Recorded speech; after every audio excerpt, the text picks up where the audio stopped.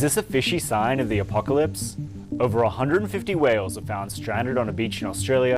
ఆస్ట్రేలియాలో 150కి పైగా killer Wales సముద్రం ఒడ్డుకు కొట్టుకు వచ్చి చచ్చిపడి ఉన్నాయి. ఈ వీడియో చూడండి. I've seen the videos of a deep sea angler fish going viral on social media that you see right behind me. At a first glance, the black sea devil angler fish might seem like a creature born of nightmares. ఎక్కడో సముద్రం లోపల 2000 అడుగుల లోతులో ఉంటూ అస్సలు surface level కి రాని angular fish కూడా సముద్రం పైకి వచ్చింది. ఇప్పుడు ప్రపంచం మొత్తాన్ని భయపెడుతున్న ఈ వీడియోని చూడండి.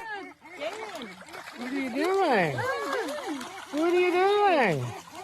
That's a dwarfish. దీన్నే డూమ్స్ డే ఫిష్ అని పిలుస్తారు. దీనికి ఈ పేరు ఎలా వచ్చింది, ఒరిజినల్ నేమ్ ఏంటని ఈ వీడియోలో తర్వాత డిస్కస్ చేస్తాను. ఈ చేప సముద్రంలో 3000 అడుగుల లోతుల్లో మాత్రమే ఉంటుంది. అలాంటిది ఈ చేప కూడా ఇప్పుడు సముద్రం ఒడ్డుకు వచ్చింది.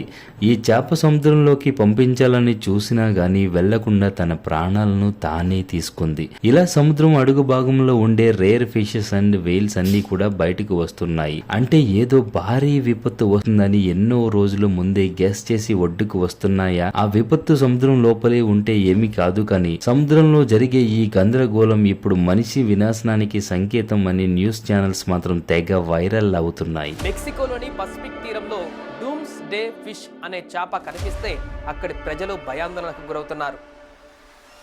Recent sightings of a rare oarfish off Mexico shared on social media has thrown up speculation of a lurking big natural disaster.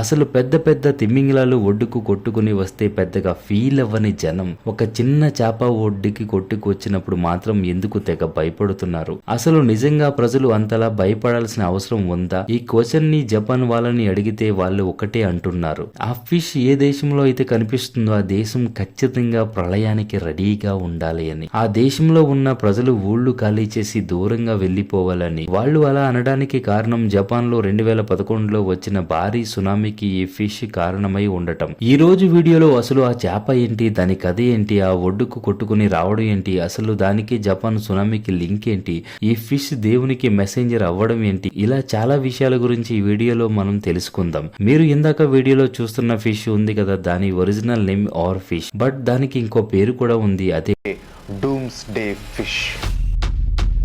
Dooms day అంటే ప్రళయకాలపు రోజు అని. ఈ డూమ్స్ డే వచ్చింది అంటే నెక్స్ట్ ఇంకో డే ఉండదన్నమాట. అలాంటి ఫిష్ మెక్సికోలోని ప్లాయా ఎల్ కిమాడో అనే బీచ్ లో ఫిబ్రవరి 9న కనిపించింది. జనరల్ గా ఈ ఫిషెస్ అనేవి సముద్రంలో 3000 అడుగుల లోతులో ఉంటాయి.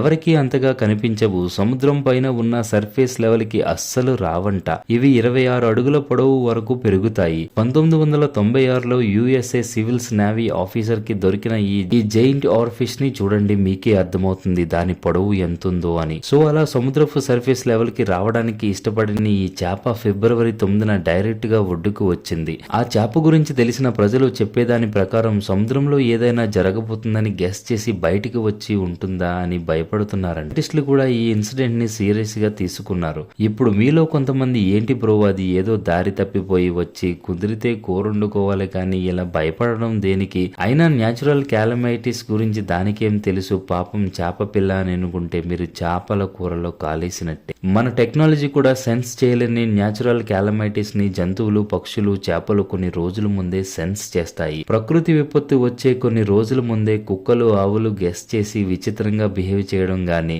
పక్షులు ఆ చోటు నుండి వెళ్లిపోవడం గానీ, ముఖ్యంగా పాములైతే ఏదైనా క్యాలమైటీని 121 కిలోమీటర్స్ దూరం నుంచే పసిగట్టి పారిపోవడం లాంటివి చేస్తాయని సైంటిఫికల్ గా ప్రూవ్ అయింది. సేమ్ ఇలానే ఈ డూమ్స్ డే ఫిష్ కూడా. దీనికి లైవ్ ఎగ్జాంపుల్ గా జపాన్ లో వచ్చిన 2011 సునామీ. ఆ సునామీ వచ్చే కొన్ని రోజులకు ముందే 20 ఆర్ఫిష్ల వరకు ఒడ్డుకు కొట్టుకుని వచ్చాయంట.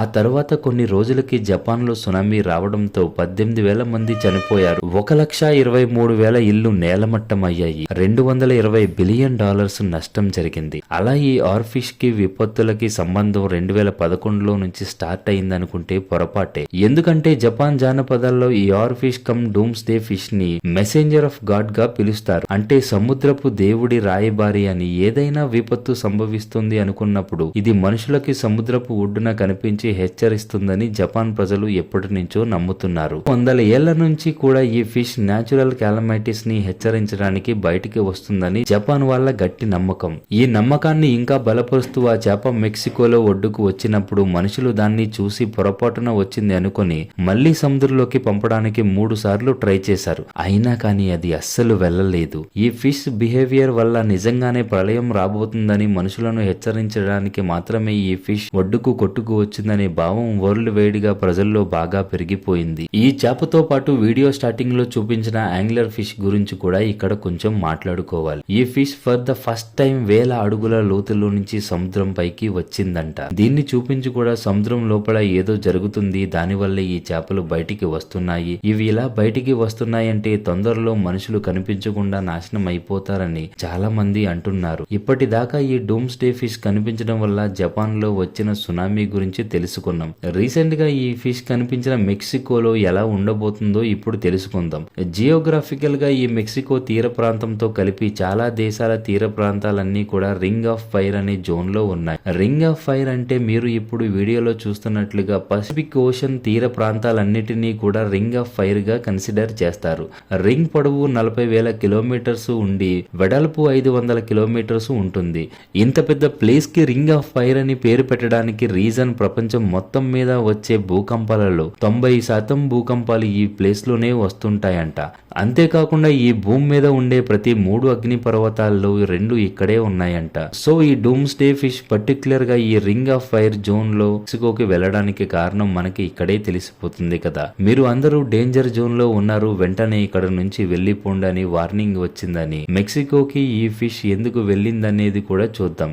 ఇప్పుడు ఈ చేపల్ని చూసి సైంటిస్టులు ఏమంటున్నారు, ఆ చేపలు కనిపించడంలో ఏదైనా సంథింగ్ ఈజ్ ఫిషీ ఉందా అనేది తెలుసుకుందాం. వీళ్ళు ఈ చేపలకి దైవశక్తులు ఉన్నాయని, సముద్రపు దేవుడికి రాయబారిగా వర్క్ చేస్తున్నాయి అనేది నమ్మటం లేదు, కానీ మిగతావన్నీ కూడా అంతో ఇంతో సింక్ అవుతున్నాయి. వాళ్ళు చెబుతున్న రీజన్ అయితే క్లైమేట్ చేంజ్. మీ అందరికీ కూడా తెలుసు, ప్రజెంట్ భూమి మీద ఉన్న ప్రతి జీవికి కూడా ఉన్న కామన్ ఎనిమీస్ లో గ్లోబల్ వార్మింగ్ ఒకటి. అఫ్ కోర్స్ ఆ దరిద్రమైన ఘనత మనదే అనుకోండి. సో ఈ గ్లోబల్ వార్మింగ్ వల్ల క్రమంగా భూమి మీద టెంపరేచర్ రైజ్ అవుతుంది. నాసా పబ్లిక్ చేసిన రిపోర్ట్స్ ప్రకారం లాస్ట్ సెంచరీ కంటే కూడా ఈ సెంచరీలో టెంపరేచర్ యావరేజ్ గా 2.65 డిగ్రీల ఫారెన్హీట్లు పెరిగాయంట. నాసా వెబ్సైట్స్ లో మన ఎర్త్ పై 1884 నుంచి 2022 వరకు ఎక్కడెక్కడ టెంపరేచర్ లెవెల్ ఎలా పెరిగాయో అర్థమయ్యేలా పబ్లిక్ చేసిన ఈ వీడియో ఒకసారి చూడండి. చూసారు కదా, ఇలానే సముద్రంలో టెంపరేచర్ రైజ్ అవడంతో హీట్ ని తట్టుకోలేక అలా బయటకు వస్తున్నాయి. ఈ విధంగా చూసుకున్నా కానీ సీ సోర్స్ పెరిగి సునామీలు, భూకంపాలు రావడం ఈ ఫిష్ లు ముందుగా డిటెక్ట్ చేస్తున్నాయి అనేది అయితే తెలుస్తుంది. ఈ ఇన్సిడెంట్ గురించి నేను ఒకటి చెప్పాలనుకుంటున్నాను. మనుషులే గనక మంచిగా ఉంటే ఈ గ్లోబల్ వార్మింగ్ అనేది ఉండేది కాదు.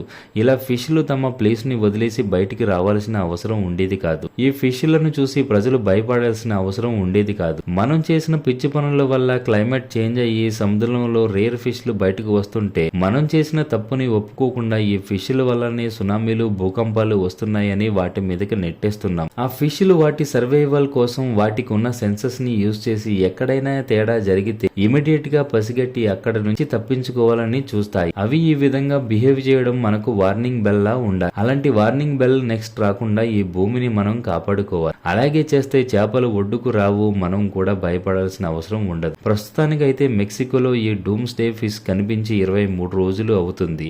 ఈ 23 రోజుల నుంచి అక్కడ ప్రజలు నెక్స్ట్ ఏమవుతుందో అని భయపడుతున్నారు. ఇప్పటి వరకైతే ఏమీ జరగలేదు. వాళ్ళు భయపడినట్లుగా జరగకూడదని మనము ఆశిద్దాం. ఒకవేళ అన్ఫార్చునేట్లీ ఏదైనా జరిగితే అప్డేట్ ని మిస్ అవ్వకుండా ఉండడానికి మన ఛానల్ ని ఇప్పుడే సబ్స్క్రైబ్ చేసుకోండి. పక్కనే ఉన్న బెల్ ఐకాన్ ని కూడా కొట్టండి. అప్పుడే మీకు మన ఛానల్ నోటిఫికేషన్స్ వస్తాయి. Just like our fish future కోసం మనకి నోటిఫికేషన్ ఇస్తున్నట్లు. ఇది ఇప్పటి వరకున్న విషయం. అయితే ఈ వీడియో కనుక మీకు నచ్చినట్లయితే ఈ వీడియోని లైక్ చేసి మీ ఫ్రెండ్స్ అండ్ ఫ్యామిలీ మెంబర్స్ కి షేర్ చేసి నా ఛానల్ ని సబ్స్క్రైబ్ చేసుకోండి. Thank you all.